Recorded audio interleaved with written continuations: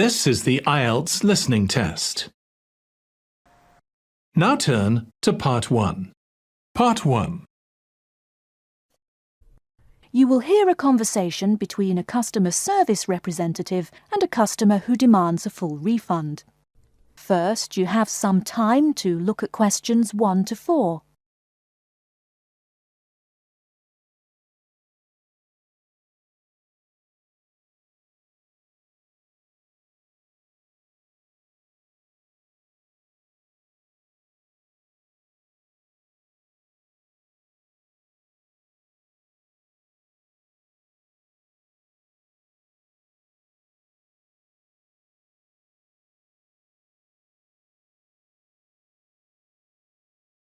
Now we shall begin.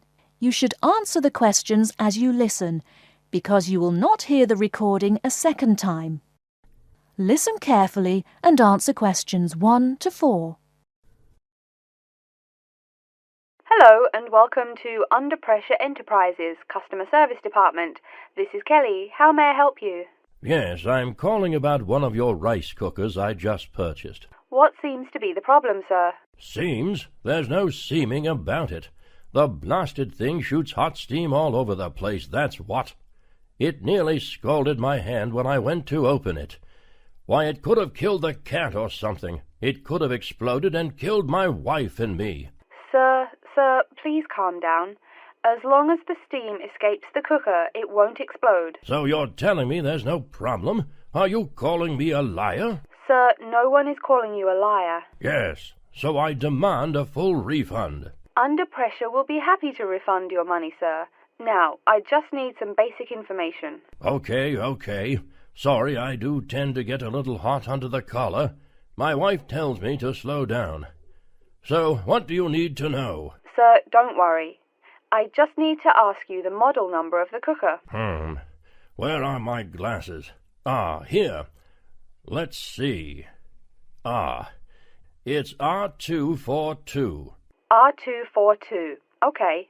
And how much did you pay for the product? £89.99. It was on sale, I guess I should tell you. Thank you, that's honest of you. Now, where did you buy the cooker? Which store and which branch? At that big Electric Life appliance store downtown. The city centre branch? That's the one. And you say the problem is that the steam escapes?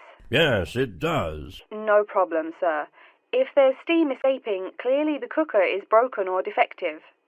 So we have an R242 cooker with an escaping steam problem. It was bought from Electric Life City Centre branch for $89.99. Is that correct? Yes, that is correct. Oh, I nearly forgot. When did you buy the cooker? Just as soon as my wife got the crazy idea she'll live longer if she stops eating good English food, roast beef and mash. No, all she says she wants is rice and vegetables and sauces you'd not soak your feet in. Before you hear the rest of the conversation, you have some time to look at questions 5 to 10.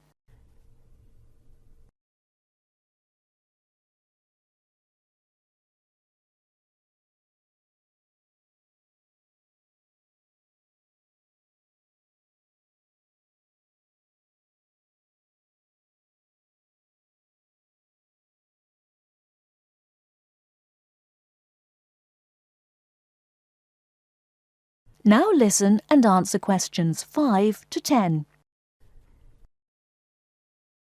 Sir, when did you buy it? Oh, there I go again. Let's see. We bought it just 6 months ago. We hardly use it either. But 6 months? Is that too long? I mean, for the warranty? Very well. That's well within the warranty period. Now, what's your name and address? Name and address? What for? Sir, it is company policy. If you want your money, you must inform me. Money, you say?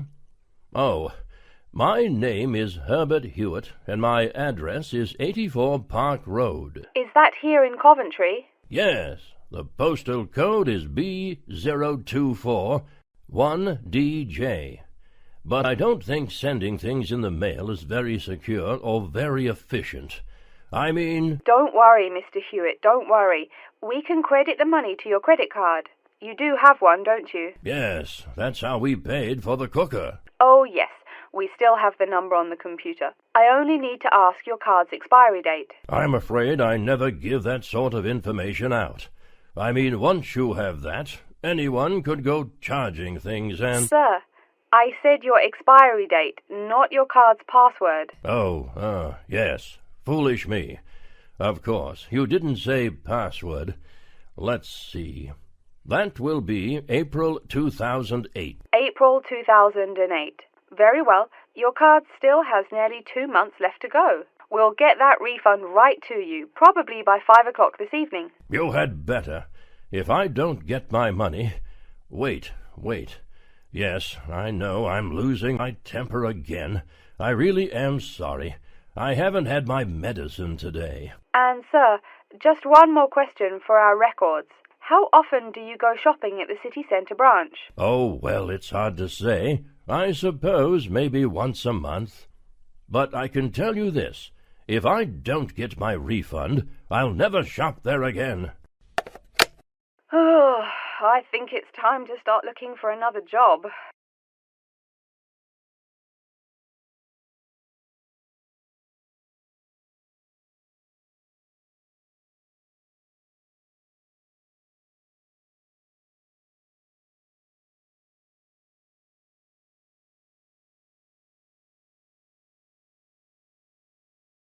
That is the end of Part 1.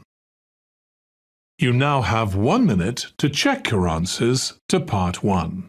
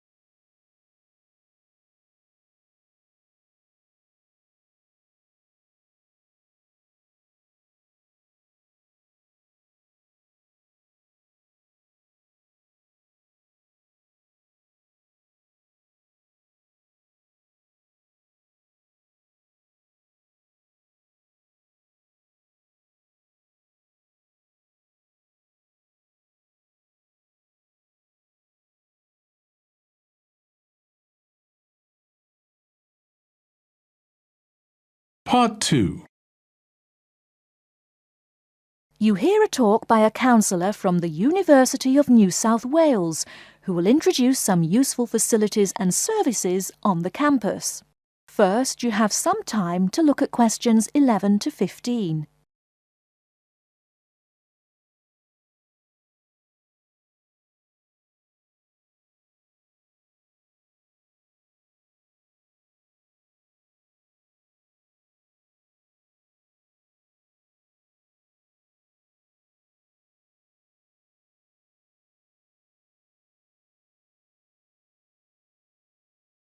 Now, listen carefully and answer questions 11 to 15. Hello everyone, and welcome to the University of New South Wales. The first thing I'd like to do at today's orientation session is get you all oriented. That means tell you the location of some useful facilities and services. So first of all, take out the maps we gave you all as you came in the door. The map is the big yellow sheet of paper. As you can see on the map, north is at the top, south at the bottom, etc. Which way is north? Well, look through that window on my left, your right. See the rising sun? That would have to be east. So north must be directly behind me. Now, we're at the campus main gate. The recreational facilities are on my right hand, and its opposite is the student centre. No questions? Good. Pretty easy, right? Okay, did everyone eat breakfast at the student food service this morning? Was the food good? Yes, I am joking. I've eaten there too. So, after a meal like that, you must be eager to go to a doctor, right? Well, I have good news for you. The Student Health Centre is located about half a kilometre straight north of here. Look on your maps. You see the street on the east side of this building, Ned Kelly Avenue? Just follow that about 500 meters and the health center will be on your left at the 3rd cross street. Now, I know you all just got here, so you must be wondering how to tell your folks you've arrived safely, how much you miss the dog, and how you already need more money. If you don't have an iPhone, you probably are wondering where to find a computer. Well, I have good news. If you go straight out of its door and walk down the garden street, you'll see the internet unit on your left side, just next to the gym. The hours are posted on the door and the computers are free, but you must bring your student ID card with you. Like I tell everyone, if you need help with anything, you can probably find right here in the student center. Do you see the 4 buildings there between the student center and the library? Those are the dormitories. The men's dorms are the 2 on the south, the women's the 2 on the north. Okay, I'm sorry to have to tell you, but the university has been doing a lot of repairs and remodeling and it's not all done yet. So there may be some small problems with your dorm rooms. Maybe the window doesn't open. Maybe an air conditioner is missing or does not work. If there are any problems, you can go to the complaint office, which is right beside the teaching building between the Parker Street and the Cramer Street. Just tell them your problem and they should have it fixed by the time you graduate in 4 years. I'm joking, but please be patient. There are a lot of little things they need to take care of. Tired of the school food? No? Give it a week. Or maybe you just need a place to get coffee in the wee hours of the night during one of those marathon study sessions. Either way, you definitely have to check out the little cafe just past the women's dormitories. They've got free Wi-Fi, so a lot of students saddle up with coffee and a bagel for hours on end to get work done. Before you hear the rest of the talk, you have some time to look at questions 16 to 20.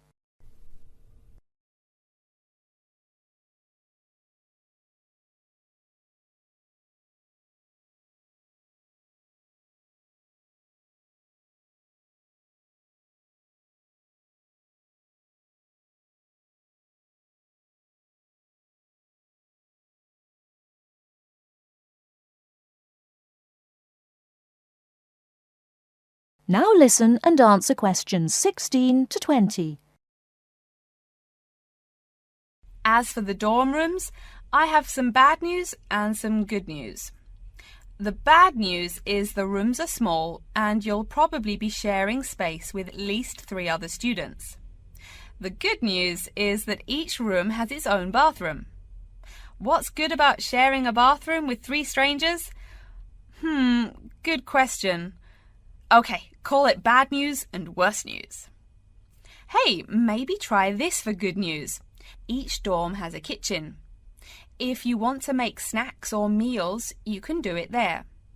You can buy food containers at any campus convenience store, so you can store your food in the kitchen.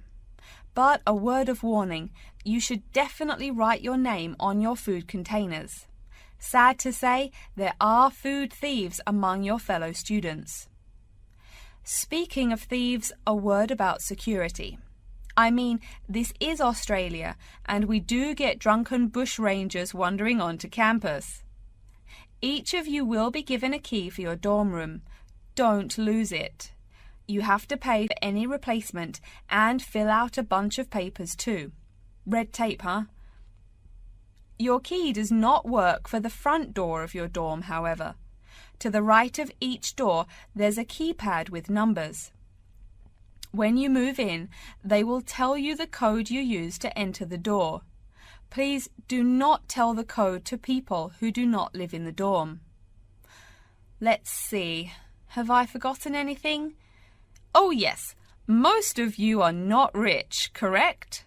So when your clothes get dirty, you can't just throw them away and buy new ones. That means you have to learn to do laundry. Or, men, that means you have to hurry up and get married. If you decide to wash those clothes and not get married, there are laundries in each dorm. Where? Oh, I almost forgot to tell you. The laundry for each dorm is in the basement. Some real good news this time if you're a student. It is free. You do have to buy your own soap, however. The laundry closes, by the by, at 11:30.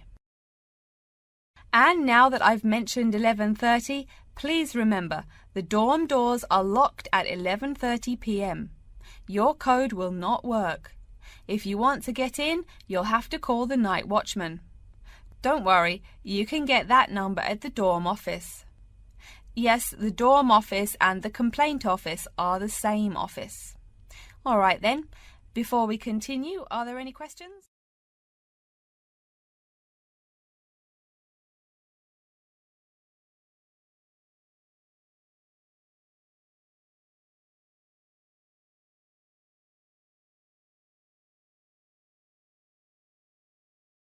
That is the end of Part 2.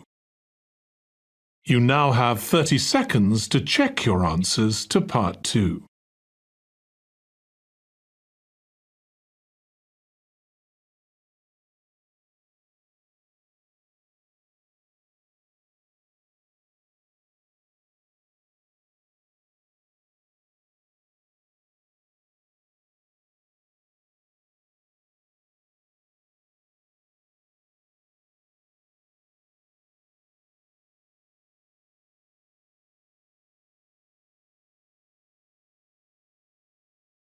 Part 3. You will hear two students called Betty and Bruce talking to Professor Dundee about their own presentation. First, you have some time to look at questions 21 to 24.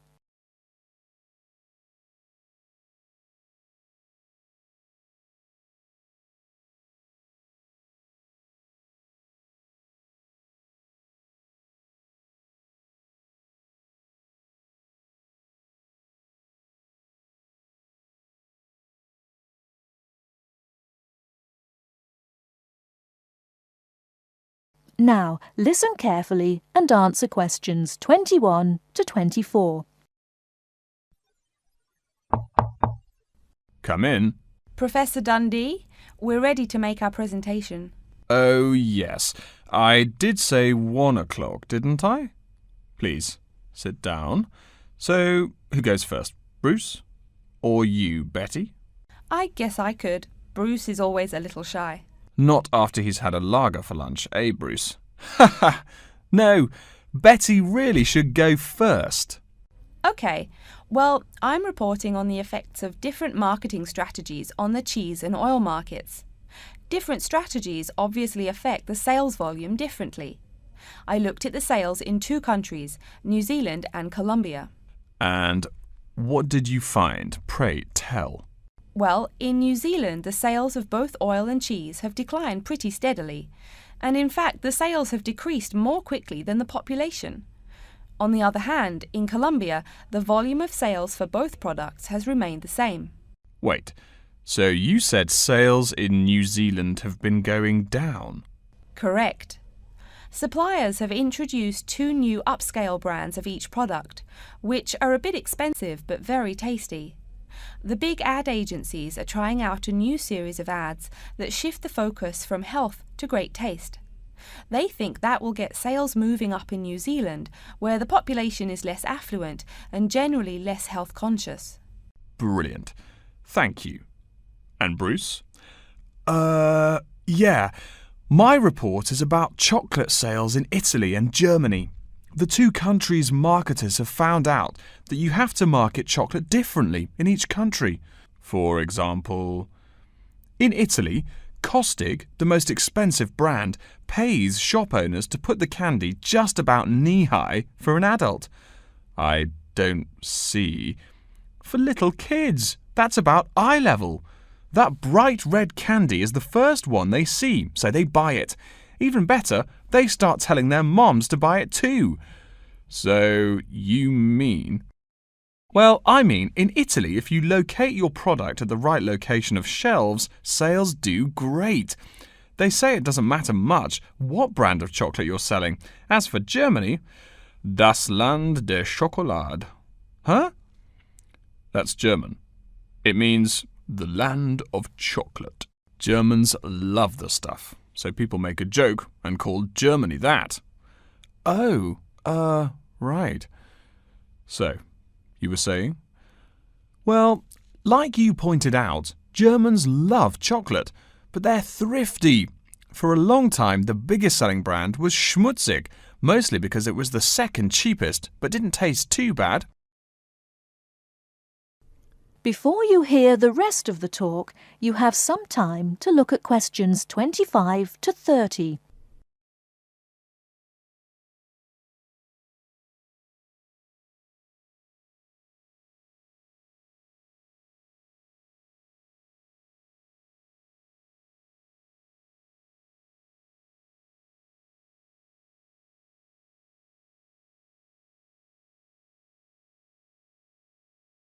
Now listen and answer questions 25 to 30. Again, brilliant. A pretty good job, both of you. Tell me, what do you plan to investigate next week?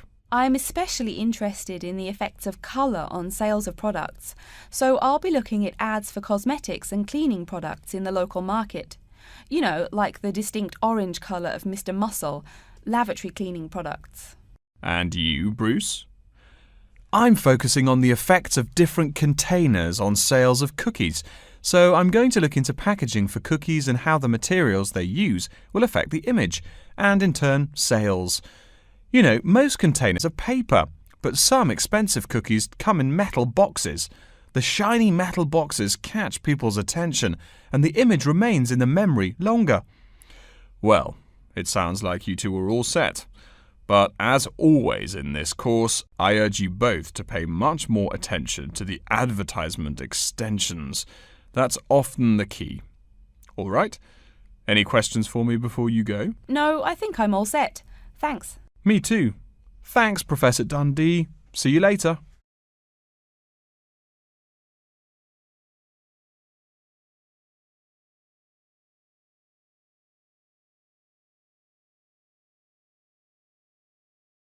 That is the end of part 3. You now have 30 seconds to check your answers to part 3.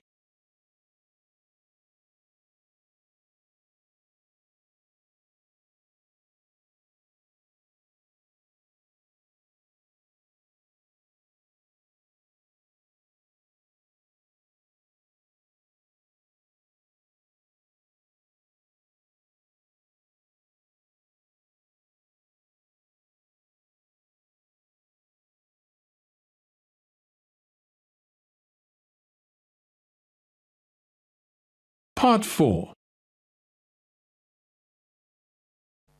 You will hear an introduction of the exhibition named 2 Centuries of the Bike.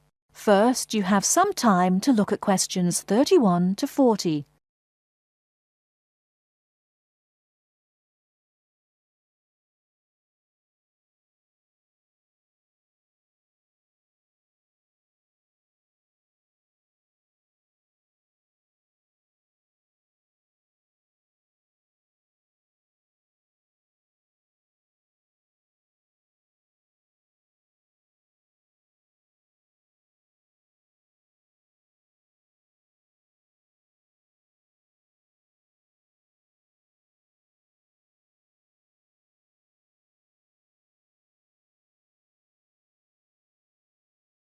Now listen carefully and answer questions 31 to 40.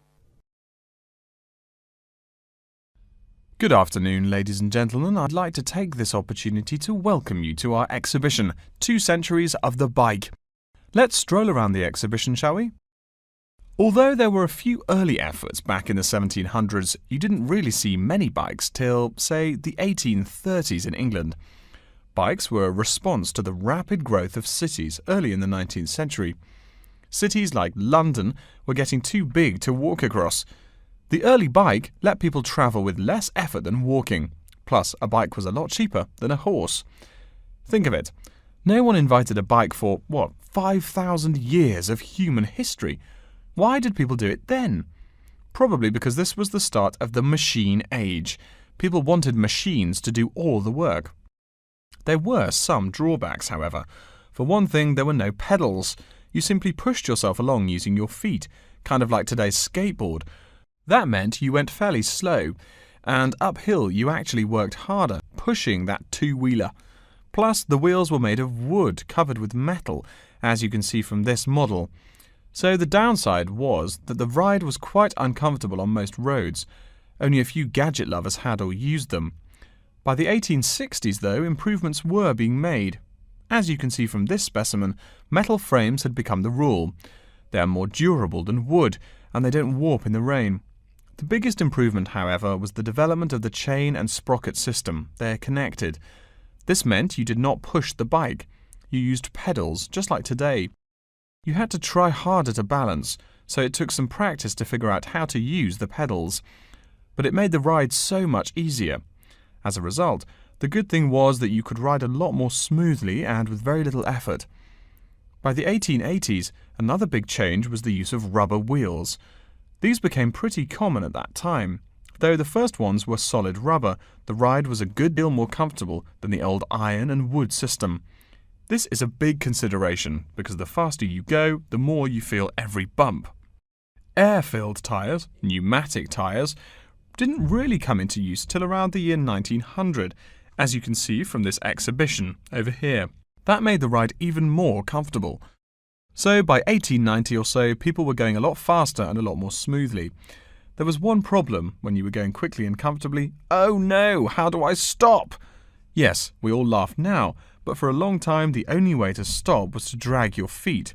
That didn't work very well, and it would be dangerous if you were going fast. In the crowded cities of those years, New York, Chicago and so on, you would get killed if you couldn't stop for, say, a streetcar. Plus, look at this bike. The front wheel is nearly 1 meter and 2/3 tall. They made them that way so you could see over people and wagons, but you couldn't drag your feet. This model is called a velocipede, a speed pedal. Another characteristic of the bike in this period is that it has 2 equal-sized wheels, which signalled a big change in bikes. For with the velocipede, brakes appeared. If you wanted to stop, you just pushed the pedal backwards. Doing that stopped the back wheel of the bike. This technique worked a lot better than dragging your feet or jumping off the high seat there. This meant that bikes became a great deal safer. It would have been safer if people wore helmets, but the first bicycle helmet wasn't invented until years later, and even then, it was little more than a leather ball cap. It really wasn't until the 1970s that the bike helmet was modified to provide some real protection. Before continuing on to look at developments since the 1890s, let's say a word more about safety. Everyone knows if you're going downhill, you can get going dangerously fast. To go more than 100 kilometers an hour isn't all that difficult. But even on level ground, it's easy to go too quickly. On a city street, today's bicycles can be ridden at a speed of over 40 miles an hour over a short distance. That's about 64 kilometers an hour. Remember, you're on a bike, not in a car. There's nothing to protect you. People are killed in single bicycle accidents every day, just from hitting the road. A good rule to remember is, if you're going faster than the cars, slow down. And please wear a helmet. Nearly 1/4 of the epilepsy cases come from head injuries in accidents on bikes and motorcycles. I don't mean to scare you, but safety is everyone's business. What? Now that's a good question. Why are today's bikes so much faster? Well, it's not just that today's athletes are faster. The answer is partly mechanical. If you look closely here at the back wheel, you'll see a number of gears. Changing gears is what makes those fast speeds possible. You can shift gears depending on the terrain and how hard you wish to pedal. So you can put it on a higher gear for downhill and a lower gear for uphill travel to make it easier to climb that slope. You'll notice this gear shifting mechanism is attached to the back wheel, and when the rider shifts on the handlebar gear shifter, the chain moves to the appropriate sprocket. And, speaking of changing gears, let's look over here at our Tour de France exhibit.